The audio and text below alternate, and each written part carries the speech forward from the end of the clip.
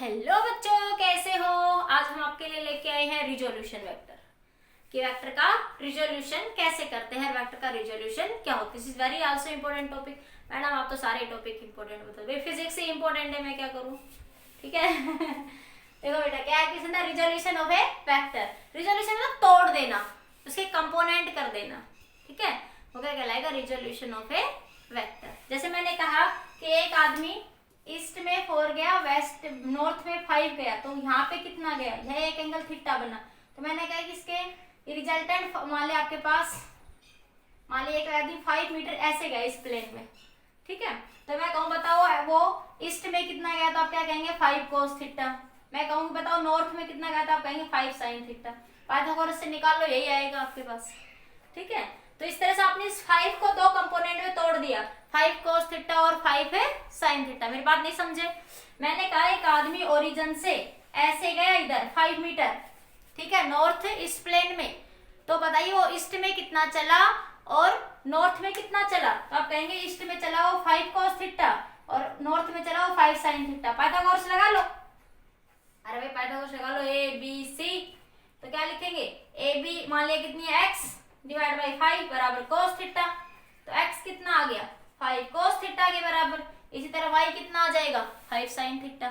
ठीक है, तो इस तरह से आपने इस वेक्टर के क्या कर दिए, कंपोनेंट कर दिए, तोड़ दिया। इसे क्या बोलते हैं, रिजोल्यूशन। 5 के क्या कर दिया आपने, कंपोनेंट कर दिए, इसे आपने क्या कहा बेटा, रिजोल्यूशन। तो रिजोल्यूशन की डेफिनेशन क्या है, resolution of a vector, it is the process of splitting the vectors into 2 और मोर वेक्टर्स। ठीक है, it is the process of splitting the vectors into 2 और मोर भी हो सकते हैं। जैसे ये एक वेक्टर है, ऐसे चला गया, ऐसे चला गया, ऐसे चला गया, ऐसे, तो अलग अलग स्प्लिटिंग की डायरेक्शन हो सकती है, वो अलग अलग हम 3D में बात कर लेंगे। ठीक है, तो अगर it is the process of splitting the vectors into 2 और more vectors such a way that their combined effect is same, such a way that their combined effect is same as that of the given vector. Combined होकर उनका effect तो वही रहेगा जो कि आपका प्रश्न पहले वेक्टर का था। तो क्या उसको क्या बोलेंगे आप लोग, रिजोल्यूशन ऑफ ए वेक्टर। और उसके जो कंपोनेंट है उसे क्या बोलते हैं, कंपोनेंट ऑफ ए वेक्टर। जैसे 5 cos थीटा क्या कहलाएगा, component of a vector 5 sin theta भी क्या कहलाएगा, कंपोनेंट ऑफ ए वेक्टर 5। ठीक है, जैसे इसे मान लिया एग्जांपल लेके, कोई भी एक एग्जांपल ले लिया मैंने, एक ए कोई वेक्टर है, बी कोई वेक्टर प्लेन में पड़े हुए हैं ऐसे ही। ठीक है, तो वाइट हेड टेल मेथड क्या करेंगे, इसका टेल से टेल, इसका हेड से हेड मिला देंगे, टेल से टेल, हेड से टेल से टेल, हेड से हेड मिला देंगे, ये इनका रिजल्टेंट वेक्टर मिल जाएगा। ठीक है, मान लिया ए वेक्टर को लैम्डा टाइम तोड़ दिया आपने। जैसे ए वेक्टर है, जैसे tan i वेक्टर, उसको आप क्या लिख सकते हो, i प्लस i ऐसे तोड़ के लिख रहे हो ना। तो इसी तरह ए वेक्टर को लैम्डा टाइम तोड़ दिया आपने, इसको आप tan i लिखा है ना, तो लैम्डा क्या बता रहा है, tan को, लैम्डा क्या बता रहा है, tan को। तो लैम्डा टाइम तोड़ के लिख दिया लैम्डा ए, सबका सम करके, जैसे लैम्डा a1 प्लस लैम्डा, ये आपने लिखा a1 plus a2 plus lambda ए तक आ गया। तो टोटल जो सम हो क्या है, वो क्या है, लैम्डा ए, इन सब का सम। ठीक है, इसी तरह बी को भी तोड़ दिया म्यू टाइम्स, और सबका जोड़ा तो क्या बना वो म्यू बी। ठीक है, लेकिन रिजल्टेंट किसके बराबर होगा, लैम्डा ए प्लस म्यू बी के। सबको जब सब करेंगे तो लैम्डा के सारे कंपोनेंट का सम हो जाएगा, म्यू बी का भी सारे कंपोनेंट्स का सम हो जाएगा। यही पढ़ा था हेड टेल मेथड के अंदर हमने, resolution of vector, vector A plus vector B ही तो था आपके पास। ठीक है बेटा, अब देखिए यहाँ पे uniqueness of resolution. Uniqueness of resolution का मतलब क्या है कि हम एक ही तरीके, ओनली एक ही मेथड है, जिस यहाँ पे ये वाला मेथड, हम इसी तरीके से क्या कर सकते हैं, वेक्टर को रिजोल्व कर सकते हैं। That is the only one and one way to resolve the components. देखो इसका मतलब क्या, थोड़ा समझ लो। मान लिया कि आपने किसी दूसरे अनोदर वे से तोड़ दिया वेक्टर को, let R dash be the resolution और another way, another way, let R dash be the resolution by another way. ठीक है, तो आर डैश क्या होगा, lambda dash A mu dash B, अलग तरीके से तोड़ दिया। तो लेकिन देखो रिजल्टेंट तो सब बराबर ही आएगा। जैसे मान लिया, ये कहने का मतलब क्या है इसका, कि मान लिया tan था, पहले tan i था, पहले तुमने उसको तोड़ा i प्लस i करके tan कंपोनेंट बनाए, फिर तूने इसी tan के क्या बना दिए, i/2 टोटल 20 बन जाएंगे कंपोनेंट, टोटल क्वांटिटी कम। लेकिन रहा तो tan i ही ना, tan i प्लस i तो 10 बार लिखोगे, लेकिन i/2 ऐड को ऐड करो कितनी बार लिखोगे, 20 टाइम्स। तो लैम्डा डैश लैम्डा डैश है तो वेक्टर ए ही ना, इसी तरह म्यू डैश इंटू बी, ठीक है, होगा तो resultant tan i tan e ना, तो दोनों को बराबर रख दिया। पहली वाली सिचुएशन को लैम्डा ए प्लस म्यू बी बराबर लैम्डा डैश ए प्लस म्यू डैश बी। तो देखो ए और बी तो जीरो नहीं हो सकते आपके पास, ये दोनों बराबर कब हो सकते हैं, जब ये दोनों क्या होगा, जीरो के इक्वल हो।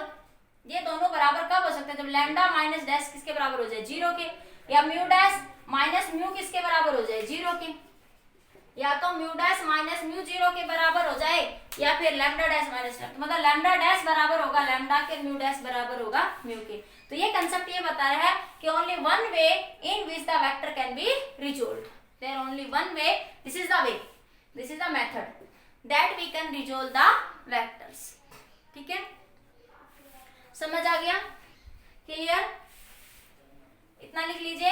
रिजोल्यूशन मतलब स्प्लिट कर देना वेक्टर्स को, ठीक है, हम इस तरीके से स्प्लिटिंग करें, मैं इस कंसेप्ट को अभी यूज करूंगी आपको, ठीक है। यूनिकनेस थ्योरम क्या बताते हैं कि only one way to resolve the vectors, मतलब कि हम कंपोनेंट बना के ही वेक्टर को क्या कर सकते हैं, रिजोल्व कर सकते हैं।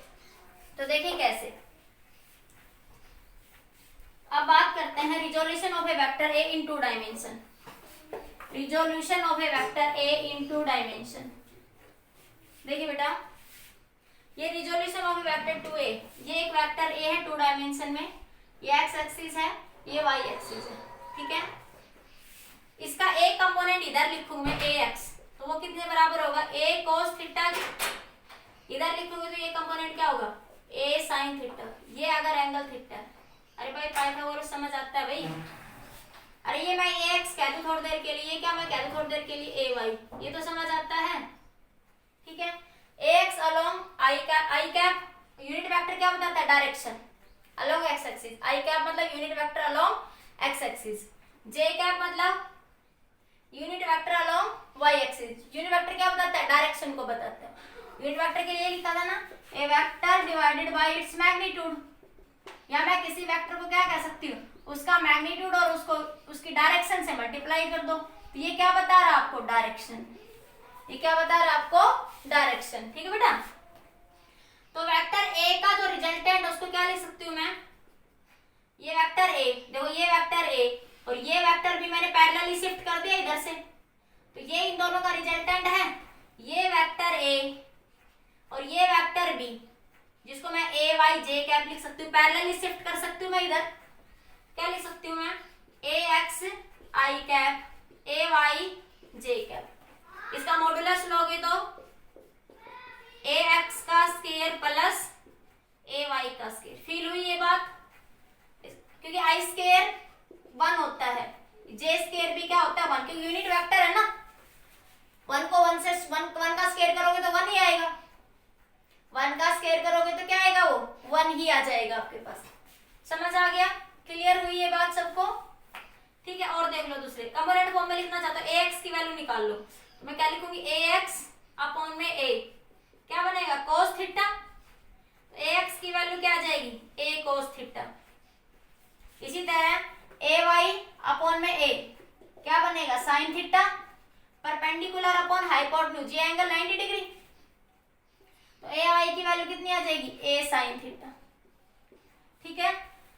तो इसको भी अगर आप यहां से निकालोगे तो क्या बनेगा, इधर से देखो, ये ए के बराबर आएगा, देख लो चाहिए, ए एक्स की जगह लिखूंगी A cos theta, A square cos square theta plus A square sine square theta under root A square को बाहर ले लो, cos square theta plus sine square theta, ये 1 हो गया, तो क्या बचा, मोड ए मतलब ए, तो ए बराबर ए आ गया, नहीं आ गया, ए बराबर आ गया किसके, आपका 1। This is the resolution of a vector in 2 dimension, ठीक है। तो ये वेक्टर रिजोल्यूशन मतलब ए था, ए के 2 कंपोनेंट हो गए, a along X axis, A x component क्या आया आपका, ए कोस थीटा, और वाई एक्सिस वाला कंपोनेंट क्या आया, ए साइन थीटा। तो इस ए के 2 कंपोनेंट कर दिया आपने, अलोंग ए एक्स और अलोंग ए वाई, ठीक है।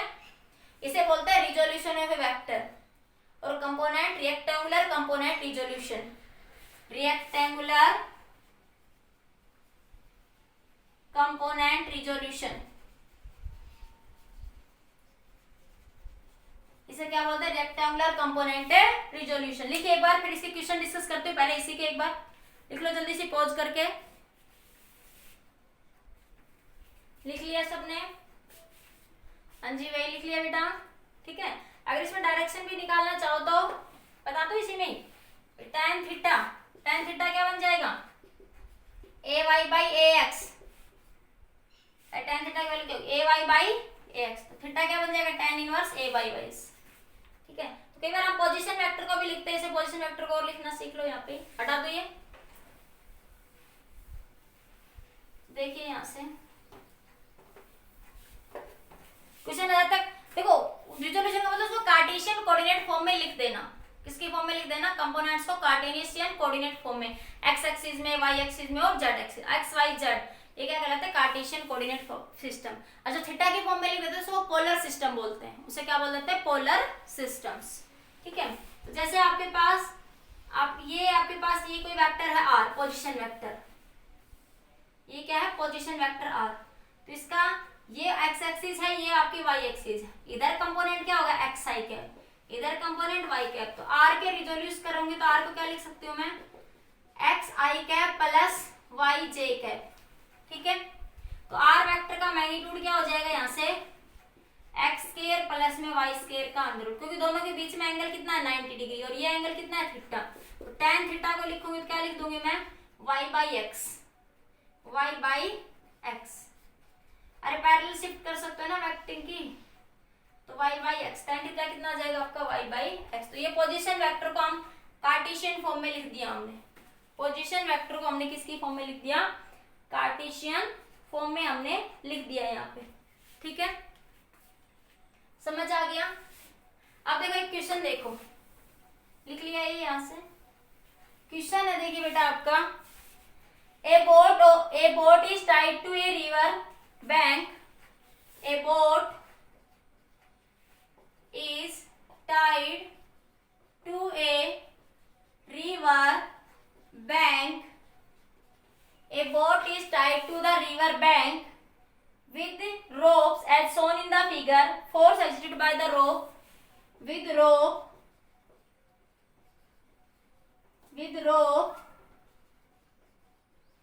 shown in the figure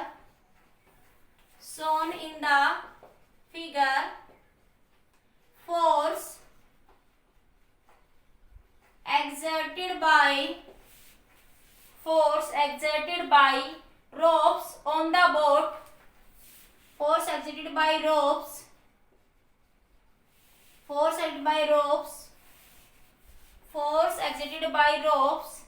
on the boat is shown in the figure,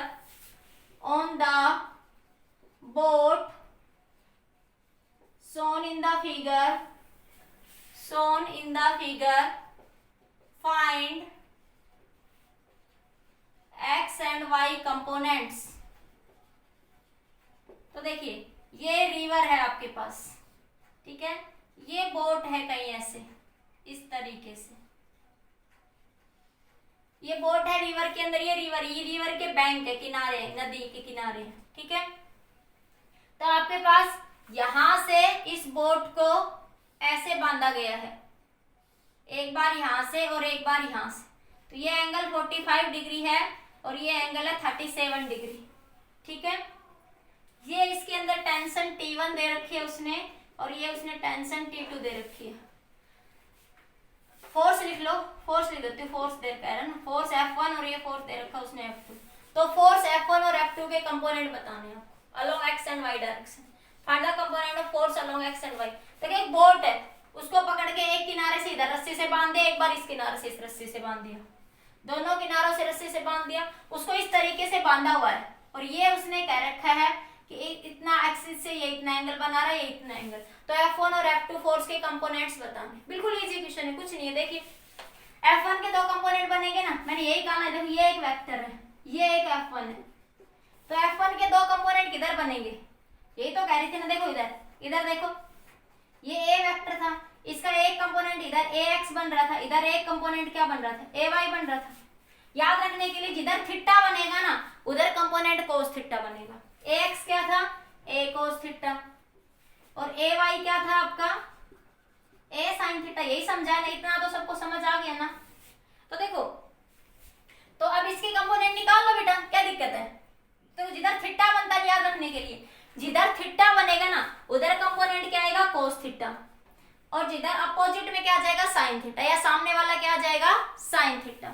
जिधर थीटा एंगल होगा उधर कंपोनेंट आएगा ए कोस थीटा, और उसके अपोजिट वाला क्या आएगा, ए साइन थीटा। शॉर्टकट याद रखने के लिए। तो देखो, तो ये F1 है ना, तो F1 के साथ इधर थीटा ये बन रहा है ना, तो F1 कोस 45 डिग्री, और इधर कौन सा जाएगा इसका, ये परपेंडिकुलर डायरेक्शन में, इधर ये देखो, इधर में क्या बनेगा, F1 साइन 45 डिग्री। बोलो मेरी बात समझ आई है। देखो ये F1 ऐसे था, मैं इधर बाहर निकाल रही, ये एंगल 45 डिग्री था, तो F1 का एक एंगल इसके साथ क्या बनेगा, F1 cos 45 डिग्री, जिधर एंगल है, और इसके परपेंडिकुलर वाला कंपोनेंट कौन, तो इस F1 को ही तो रिजोल्व करना था ना दो कंपोनेंट में, अलोंग एक्स एक्सिस और अलोंग वाई एक्सिस। तो वाई एक्सिस वाला क्या बन जाएगा, F1 sin थीटा। अभी समझाया ना मैंने, पाइथागोरस लेके, या पैरेलल शिफ्ट कर लो, जितना ये होगा उतना ये होगा पैरेलल शिफ्ट के अंदर। नहीं आया समझ में, आ गया ना, कि जिधर थीटा होगा उधर कंपोनेंट कोस बनेगा। अरे भाई, ये अपॉन ये कोस, ये अपॉन ये क्या बनता पाइथागोरस से, साइन, या ये अपॉन ये ले लो, एक ही बात है, क्या फर्क पड़ता है उससे। ठीक है, समझ आ गया, क्लियर। तो देखिए इसके दो कंपोनेंट बन गए, तो अलोंग एक्स एक्सिस, तो F1x क्या आएगा, F1 cos 45 डिग्री। F1x का मतलब अलोंग एक्स एक्सिस, ये एक्स एक्सिस है, और ये इधर क्या है, वाई एक्सिस है। ठीक है, तो ये बना आपके पास F1 cos 45। cos 45 क्या होता है, √2, तो F1 बाई √2 आ जाएगा एक कंपोनेंट। इसी तरह F1y, ये F1y कंपोनेंट है इधर, F1 sin 45 डिग्री, तो ये बन जाएगा आपके पास F1 sin 45 की वैल्यू √2, sin 45 की वैल्यू कितनी हो जाएगी यहाँ से, √2। इसी तरह आप लोग यहाँ देखिए, यहाँ पे क्या हो जाएगा आपके पास, इधर से ये F2 है ना, F2 देखो ये रहा, F2 के दो कंपोनेंट बनेंगे। ये अब देखो आपकी बार ऐसे ही F2, इसके दो कंपोनेंट बनेंगे, एक इधर और एक इधर, ऐसे बन जाएगा बेटा। F2 के दो कंपोनेंट, F2 के साथ ये वाला एंगल कितना बन रहा है, हॉरिजॉन्टल के साथ, एक्स एक्सिस के साथ, ये एंगल है 37 डिग्री, और ये F2 है इधर, देखो इधर निकाल रही हूँ, तो इसका एक कंपोनेंट इधर जाएगा और एक इधर जाएगा ना, तो ये बना F2 इधर नीचे की डायरेक्शन में, F2 sin 37 डिग्री, और F2 इधर क्या बनेगा, F2 cos 37 डिग्री। बोलो मेरी बात समझ आई या नहीं आई। देखो ये F2 ऐसे जा रहा था, मैंने ऐसे बना दिया, हॉरिजॉन्टल के साथ एंगल क्या बनाया, 37, तो क्या बन गया ये F2, जिसके साथ एंगल होता है उसके साथ कंपोनेंट क्या आता है, कोस वाला, और अपोजिट में कौन सा कंपोनेंट आता है, साइन वाला। बोलो मेरी बात समझ आई।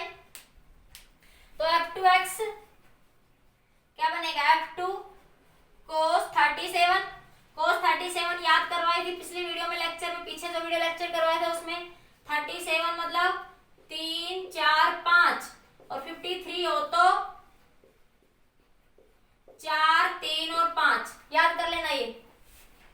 तो F2x cos 37, F2 cos 37 कितना होता है बेटा, cos 37, देखो यहाँ से cos 37 4/5, 4 तो 4F2/5। ठीक है, अगला देखो, अगला नेक्स्ट कंपोनेंट क्या बन जाएगा, यहां से आपका F2y, F2 sin 37, तो sin 37 क्या होगा, sin 37 3/5, तो 3F2/5।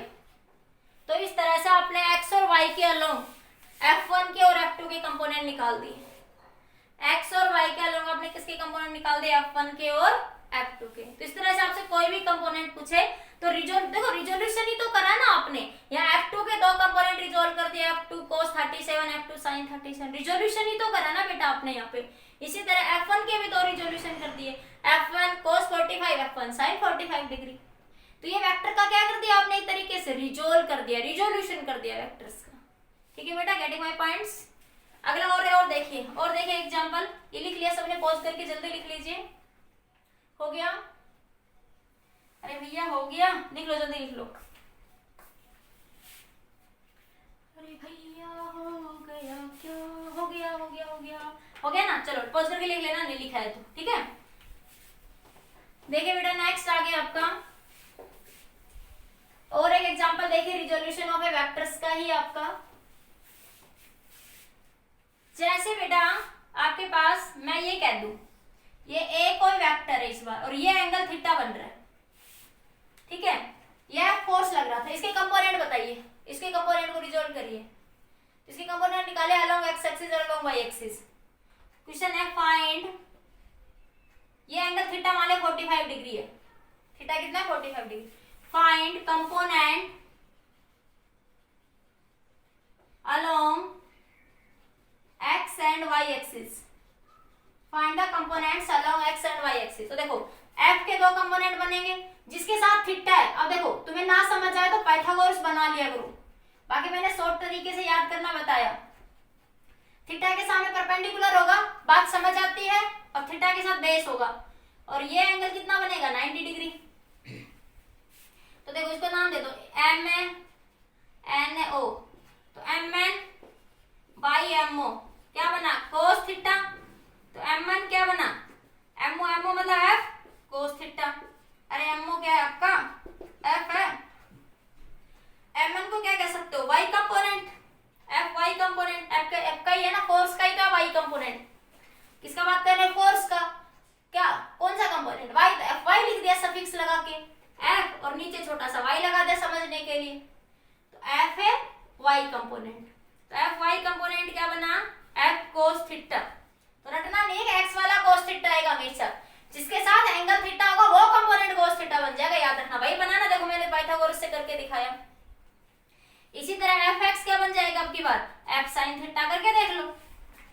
ये जितना ये कंपोनेंट होगा पैरेललोग्राम बना लो, उतना ही तो ये होगा इधर, ये एक्स एक्सिस है, ठीक है। तो एफ एक्स क्या बन जाएगा आपका, तो ये बनेगा इधर से N O by M O, क्या बना साइन थीटा। एन ओ क्या आपका एफ एक्स बराबर एफ साइन थीटा। तो एफ एक्स की वैल्यू कितनी आ गई एफ साइन थीटा, ठीक है। तो देखो ये याद रखना आप लोग थीटा का रिजोल्यूशन कैसे कर रहे हो आप लोग। तो जिसके साथ थीटा होगा वो कंपोनेंट कोस बन जाएगा और अपोजिट वाला क्या बन जाएगा साइन बन जाएगा, या उसके सामने वाला साइन, ठीक है। तो देखो ये इसके अपोजिट वाला साइन, ठीक है, और ये इधर वाला साइन, एक ही बात है वो, ठीक है। लिख लीजिए फटाफट जल्दी से पॉज करके, ठीक है। बाकी हम 3D के अंदर जो क्वेश्चंस करेंगे एफपीडी में, हम बहुत सारे क्वेश्चंस करेंगे 3rd यूनिट में एफपीडी पे बेस्ड, उसमें कैसे रिजोल्यूशन करते हैं वो भी बता देते हैं। एफपीडी में भी हम बहुत सारे रिजोल्यूशंस पढ़ेंगे। एफपीडी के अंदर देखो जैसे एक इंक्लाइंड प्लेन है, free body diagram, inclined plane है, इसके ऊपर कोई मास m रखा हुआ है, ठीक है, ये m मास रखा हुआ है, इसके साथ रिजोल्यूशन करना है आपको। तो ये देखो इस बॉडी है, ये बॉडी, इसके वेट के कारण फोर्स ऐसे आएगा नीचे, इस बॉडी के वेट के कारण फोर्स लगेगा ऐसे नीचे की डायरेक्शन में। अरे ये एक बॉडी है, मैं थोड़ी छोटी सी बना देती हूँ, तुम्हें थोड़ा समझने में दिक्कत हो गया वरना। ये एक बॉडी, इसके कारण फोर्स ऐसे लगेगा इसके सेंटर से, इसका एक कंपोनेंट इधर आएगा, ठीक है। तो देखो इसका ये वाला कंपोनेंट इधर आया mg, ये एंगल क्या बना हुआ है थीटा, तो ये एंगल क्या बना हुआ है 90, तो ये वाला कंपोनेंट क्या बनेगा 90 माइनस थीटा। तो इसके दो कंपोनेंट बन जाएंगे, एक इस साइड में और एक इस साइड में। तो ये वाला कंपोनेंट बन जाएगा mg। तो ये देखो ये 90 माइनस थीटा, तो ये भी कितना होगा थीटा ही तो होगा आपका। अरे ये पूरा एंगल कितना होगा यहां से यहां तक का 90 डिग्री होगा। ये सरफेस के साथ टेंजेंट का पूरा एंगल 90, तो ये एंगल 90 माइनस थीटा, तो थीटा ही तो होगा ये आपके पास, ठीक है। तो ये बनेगा आपके पास mg cos theta cos 90 minus theta, अगर तुम इसको कंसीडर करते हो तो, ठीक है, इस वाले एंगल को कंसीडर, इसको करते हो तो ये mg, एक मिनट भाई मैं थोड़ा दोबारा दूसरे तरीके से बना, एक से, ये इंक्लाइंड प्लेन है, ये एंगल थीटा है, इसके ऊपर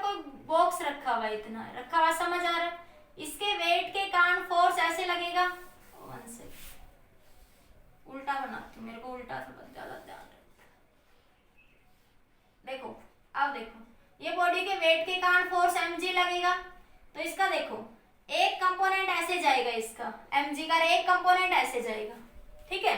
तो देखो मैं बताती हूँ कि ये एंगल क्या बनेगा बेटा, थीटा, ठीक है। तो ये एंगल भी कितना बनेगा आपका, थीटा, क्योंकि देखो परपेंडिकुलर डालो तो ये एंगल कितना बना, 90, तो ये वाला एंगल क्या बन जाएगा आपका 90 माइनस थीटा। तो ये पूरा एंगल 90 डिग्री होगा प्लेन के साथ। ये देखो ये एक्सिस और ये एक्सिस दोनों परपेंडिकुलर है ना, ये एक्सिस देखो यहाँ पे ये वेट W, ये एक्स एक्सिस में एक कंपोनेंट ऐसे चला गया वाई एक्सिस में, और एक कंपोनेंट ये, तो दोनों कंपोनेंट के बीच में एंगल कितना बन रहा है 90 डिग्री, ठीक है, समझ आ गया। तो आपके पास mg का एक कंपोनेंट इधर जाएगा तो ये बनेगा mg cos थीटा, और एक कंपोनेंट इधर बनेगा तो ये बन जाएगा mg sin थीटा।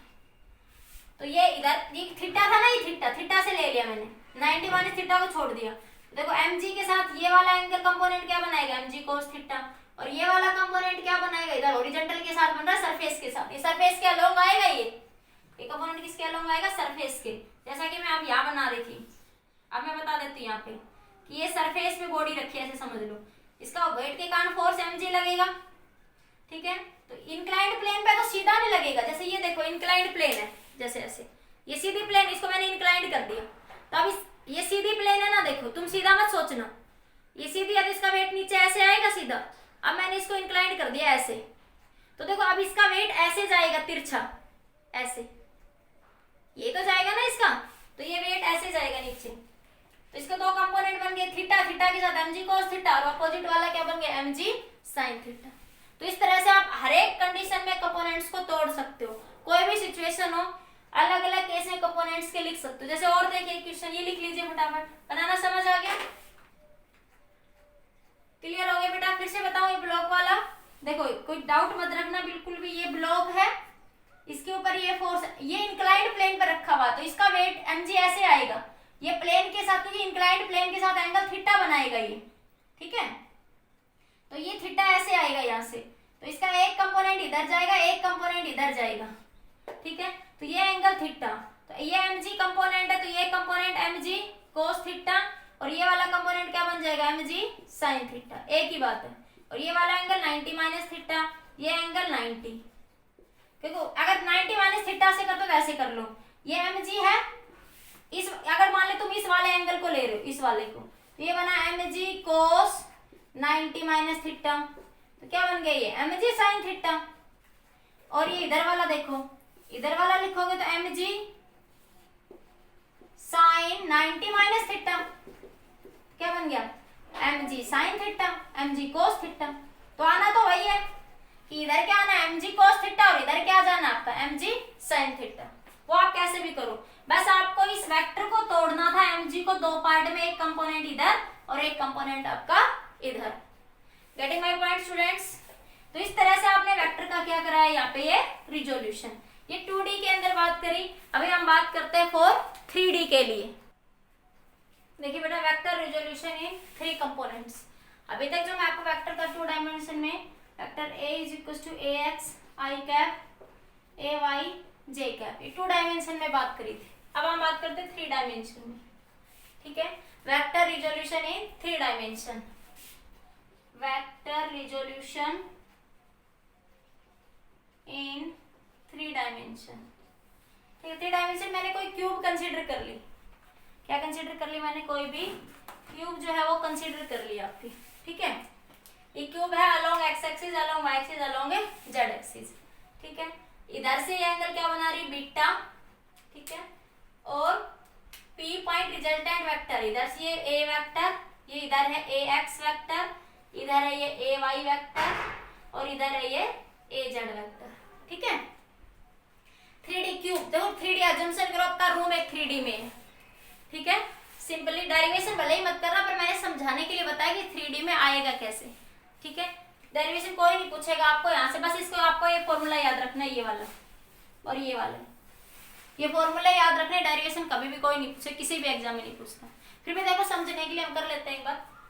जैसे मैंने एक टाइम 3D की क्यूब, 3D में क्यूब को कंसिडर कर लिया, ठीक है। तो आपके पास देखो ये यहाँ से एक ट्रायंगल बनी OTP, ये एक वेक्टर यहाँ से इसका देखो वेक्टर का निकालेंगे, हमें रिजल्टेंट लेना होता है। तो एक वेक्टर ऐसे और एक वेक्टर ऐसे, तो जहां टेल से टेल मिले, हेड से हेड मिले, वही वेक्टर होगा ना रिजल्टेंट वेक्टर। तो देखो एक वेक्टर ये यहां से आया, ये एक यहां से आ गया, तो ये क्या बताएगा, रिजल्टेंट वेक्टर बताएगा ओपी। तो ओपी को क्या लिख सकती हूँ मैं, OT plus TP, OT plus TP. ठीक है, टीपी बेसिकली किसके बराबर है, ओएस के।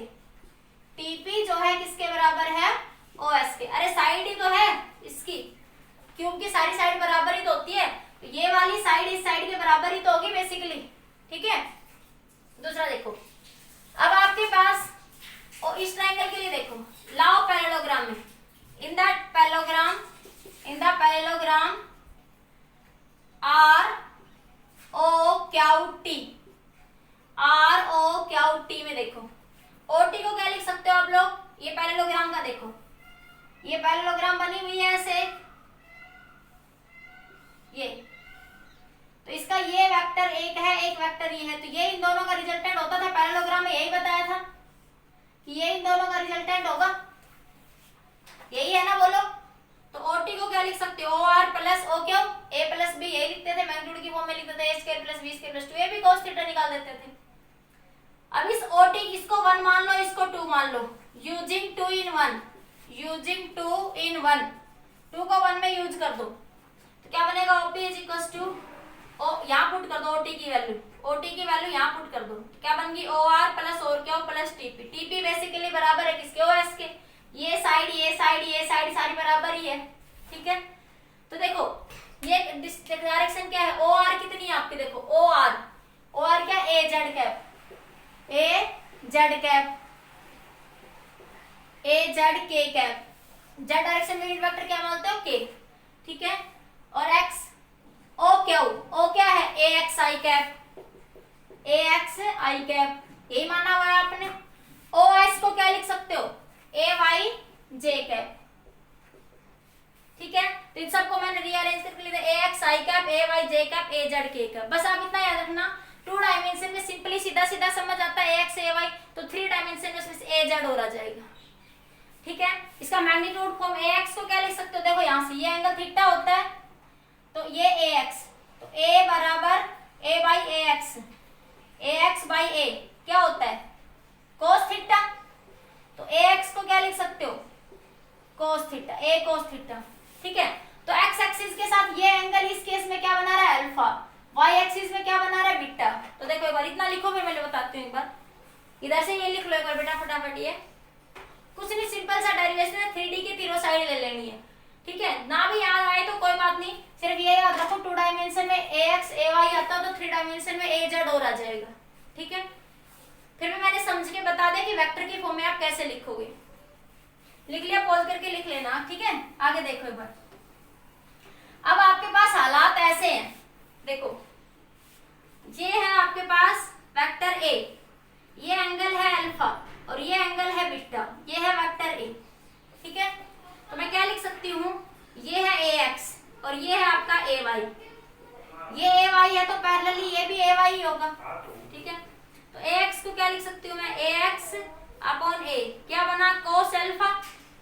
तो ए एक्स की वैल्यू क्या बन गई, ए कोस अल्फा। इसी तरह ए वाई को देखो, ए वाई अपॉन ए, एंगल इसके साथ ही बना हुआ है ना बीटा, तो क्या लिख सकती हूँ, कोस बीटा। क्या बनेगा, कोस बीटा। तो क्या बनेगा, A Y is equal to A cos beta. ठीक है, ये एक्स एक्सिस, ये वाई एक्सिस। इसी तरह ये है जेड एक्सिस, जेड एक्सिस से एंगल कितना बना रही, गामा। जेड एक्सिस से एंगल क्या बन रहा है, ए का गामा। ठीक है, तो गामा की ये वाली साइड है, तो मैं थोड़ा सा इस वेक्टर को उठा के अपोजिट ले लेती हूँ, पैरेलली शिफ्ट कर लेती हूँ मैं इसको। ठीक है, तो ए जेड है ये वाला इधर। ठीक है, और ए के साथ ये एंगल बना रहा है अल्फा। 3D में देखो नॉर्मल परपेंडिकुलर है, ऐसे समझो, रूम को समझो, ये रूम का एक्स एक्सिस, ये रूम का वाई एक्सिस।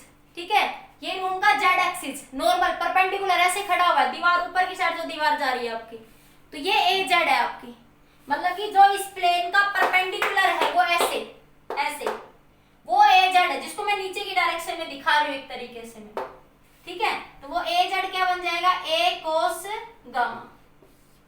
तो वही लिखा मैंने, ए जेड को ए कोस गामा इस तरह से लिख सकते हैं, ठीक है। 3D में है तो बेटा मैं डायरेक्ट दिखा नहीं पा रही, रूम को समझो कि ये एक्स एक्सिस है, ये वाई एक्सिस है। तो ये एक एंगल ऐसे तुम्हारे फर्श के साथ साथ साथ ऐसे जा रहा था, तो एक साथ अल्फा बना, एक साइड में बीटा बना, तो अल्फा की साइड में ए कोस अल्फा, बीटा की साइड में ए कोस बीटा, ठीक है। अब ये जेड है, तो ये जो रिजल्टेंट है, देखो रिजल्टेंट तो फर्श के साथ आ रहा है और परपेंडिकुलर जेड ऊपर जा रहा है, फर्श ऐसे नीचे जा रहा है ऐसे, ठीक है। तो इन दोनों के बीच में एंगल कुछ गामा बना हुआ है, इन दोनों की दोनों अब ऐसे हैं, ये दीवार ऊपर गई कोने में से छत के ऐसे, और ये आपका वेक्टर आया, तो ये एंगल गामा बना, ये एंगल क्या बना आपका, गामा। समझ आ गया, ठीक है। तो गामा ये जेड एक्सिस है यहाँ से इनके बीच में, तो ये जो एंगल बनेगा इनके बीच में एंगल क्या लिख लेंगे, ए कोस गामा।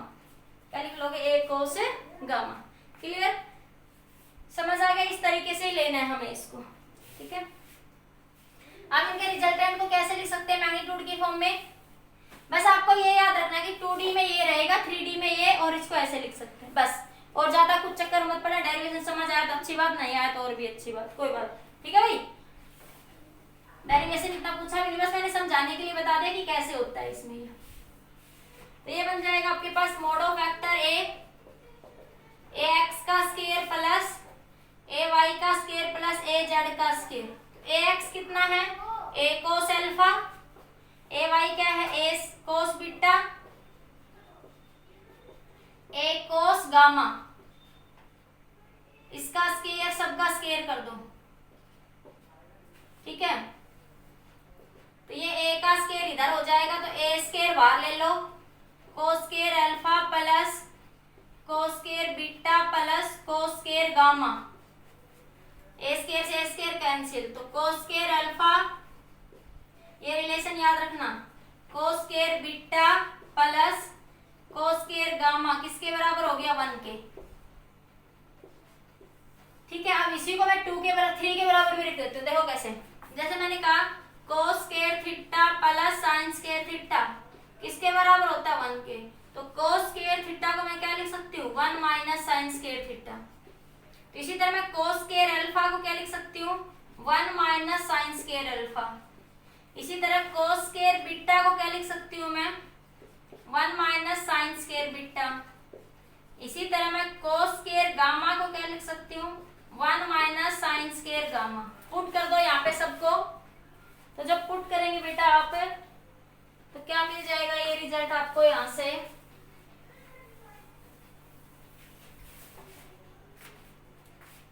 कोस स्क्वायर, यहाँ पुट कर दो इन सारों को, इन सबको, इसको 1 कह दो, इसको 2 कह दो, यूजिंग 2 in 1। तो क्या बनेगा बेटा, ये 1 minus sine square alpha plus 1 minus sine square beta plus 1 minus sine square gamma is equal to 1। तो 1 प्लस 1 प्लस 1 3 बना, 3 minus sine square alpha plus sine square beta plus sine square gamma. नहीं आया समझ में, देखो ये 1 ये 1 ये 1 3 बना, minus sine square alpha minus sine square beta minus sine square gamma बराबर 1। भाई एक 1 ये था, एक 1 ये था, एक 1, तो सबको ऐड कर दिया, 3 बन गया। अब इस 1 को इधर ले आओ, बाकी सबको उधर ले जाओ, तो 3 माइनस 1, बाकी सब उधर जाएगा तो प्लस का हो जाएगा, sine square alpha sine square beta plus sine square gamma. तो sine square alpha plus sine square beta plus sine square gamma बराबर हो जाएगा 2 के। ठीक है बेटा, गेटिंग माय पॉइंट। तो ये एक्सप्रेशन कई बार एग्जाम में पूछ रहे थे शॉर्ट में, बस कुछ ज्यादा नहीं है, बिल्कुल बेकार सा सवाल है। कोस स्क्वायर अल्फा बीटा को 1 के बराबर लिख सकते हैं, साइन स्क्वायर अल्फा बीटा को 2 के, पूछ भी ले कभी भी। ठीक है बेटा, लिख लीजिए सबका ये। ठीक है, आज हमने पढ़ा रिजोल्यूशन ऑफ ए वेक्टर्स। अब देखो रिजोल्यूशन ऑफ वेक्टर्स को कंपोनेंट की फॉर्म में और कैसे लिखते हैं। मैंने ए बी सी डी, तो सिंपली क्या याद रखना, याद जो रखना वो देख लीजिए, लिख लीजिए पॉज करके, इसको याद करने का बता देती हूँ। Splitting of the vector, vector को स्प्लिट कर देना क्या कहलाता है, रिजोल्यूशन ऑफ ए वेक्टर। ठीक है, अगर 2 डायमेंशन लिखते हो तो वेक्टर ए को क्या लिखोगे, सिंपली ये याद रखना है, A X I cap A Y J cap. ठीक है, इसका मैग्नीट्यूड लिखोगे तो ax का स्क्वायर ay का स्क्वायर। इसकी डायरेक्शन लिखते हो तो ay बाई ax, ठीक है। अगर 3 डायमेंशन लिखते हो तो वेक्टर a को लिखोगे ax i cap ay j cap az k cap. इसके मैग्नीट्यूड फॉर्म में लिखोगे तो ax का स्क्वायर ay का स्क्वायर az का स्क्वायर, क्योंकि देखो i स्क्वायर बराबर 1 होता है, k स्क्वायर भी बराबर 1 होता है और z स्क्वायर भी, क्योंकि यूनिट वेक्टर है ना। यूनिट वेक्टर मतलब जिनका मैग्नीट्यूड क्या हो 1, यूनिट वेक्टर मतलब जिनका मैग्नीट्यूड क्या हो 1, ठीक है। इसी तरह कोस square alpha plus cos square beta plus cos square gamma किसके बराबर होगा 1 के।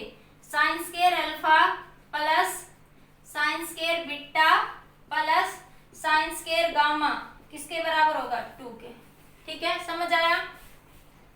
अरे भैया समझ आ गया, ठीक है। नेक्स्ट वीडियो लेक्चर में बात करेंगे unit vector, very very important topic. और यूनिट वेक्टर से रिलेटेड हम सारे न्यूमेरिकल्स, रिजोल्यूशन और यूनिट वेक्टर के मिक्स न्यूमेरिकल्स वहां पे हम लोग सोल्व करेंगे। पर्टिकुलर सिर्फ यूनिट वेक्टर को डिस्कस करेंगे, यूनिट वेक्टर होता क्या है, कैसे इसकी प्रॉब्लम्स हम लोग सोल्व करते हैं। वेरी वेरी इंपॉर्टेंट टॉपिक बेटा। आज के लिए इतना ही।